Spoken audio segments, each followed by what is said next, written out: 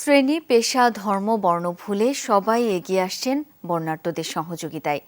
অন্যান্যদের পাশাপাশি প্রশংসিত হচ্ছে আস সুন্নাহ ফাউন্ডেশনের কার্যক্রম। তাদের মাঠে স্বেচ্ছাশ্রম দিতে ভিড় করছেন স্বেচ্ছাসেবীরা। ১৫০০-এর বেশি স্বেচ্ছাসেবী কাজ করছেন রোজ। আরেক দল বন্যা কবলিত এলাকা ঘুরে ত্রাণ পৌঁছে দিচ্ছেন দুর্গতদের মাঝে। বানের পানি নেমে গেলেও কার্যক্রম অব্যাহত রাখার পরিকল্পনা নিয়েছে ফাউন্ডেশনটি। গুড লাক পেনের সফট অয়েল বেসড ইঙ্ক তাই নিখুঁত লেখার আত্মবিশ্বাস। Good luck pen, make your luck. বন্যা কবলিত মানুষের জন্য কাঁদছে পুরো দেশ। যে যার মতো করে বাড়িয়ে দিচ্ছেন সাহায্যের হাত। দুর্যোগ মোকাবেলায় অন্য এক বাংলাদেশ দেখছে বিশ্ব। ফেনী, নোয়াখালী, কুমিল্লা সহ বিভিন্ন স্থানে বিপদে পড়া মানুষের পাশে দাঁড়িয়েছে আস সুন্নাহ ফাউন্ডেশন।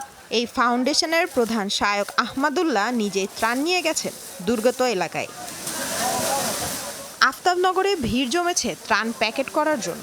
দিনে কাজ করছেন প্রায় ১৫০০ স্বেচ্ছাসেবক।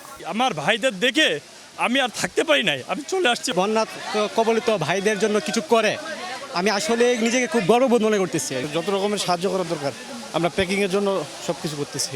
মাঠে দুভাগ করে রাখা ত্রাণের মালামাল। আলাদা আলাদা প্রক্রিয়া চলে ভারী ও শুকনো খাবারের। একটি বস্তায় ভরা হচ্ছে ১০ কেজি চাল, ২ কেজি ডাল, ২ কেজি তেল ও ১ কেজি লবণ। খেজুর, বিস্কুট, শিশুদের গুঁড়া দুধ, স্যালাইনের মতো শুকনো খাবারগুলো প্যাকেট করা হচ্ছে আলাদাভাবে। প্রায় ৭০০ মেট্রিক টন আমাদের খাবার হচ্ছে অলরেডি কেনা হয়ে গেছে। খেজুর আছে, তারপর তার সাথে পানি আছে, এই খাবারগুলো পাঠানো হচ্ছে। আমাদের এখানে শিশুদের জন্য গুঁড়ো দুধের ব্যবস্থা করা হয়েছে। টোটাল আমাদের ১৫ কেজির একটা প্যাকেজ আমাদের পুরোপুরি ট্রাকে উঠে যাচ্ছে। এই ট্রাকটা রাতের বেলায় আমাদের বিভিন্ন স্পটে চলে যাচ্ছে। আস সুন্নাহ ফাউন্ডেশনের সাধারণ সম্পাদক জানান ১১৬৭ টন মালামাল আনা হয় ২৪ আগস্ট পর্যন্ত।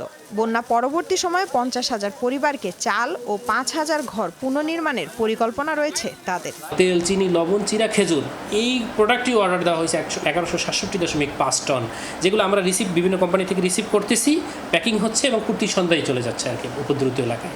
এছাড়া আমরা যদি বন্যার পর যখন বন্যা উপদ্রুত মানুষ বাড়িতে ফেরত যাবে, তখন আমাদের টার্গেট আছে সামনের সপ্তাহে ৫০,০০০ পরিবারকে, মানে একদিনই হয়তো দেওয়া যাবে না, ৫০,০০০ পরিবারকে আমরা ২৫ কেজির ১ বস্তা করে চাল দিব।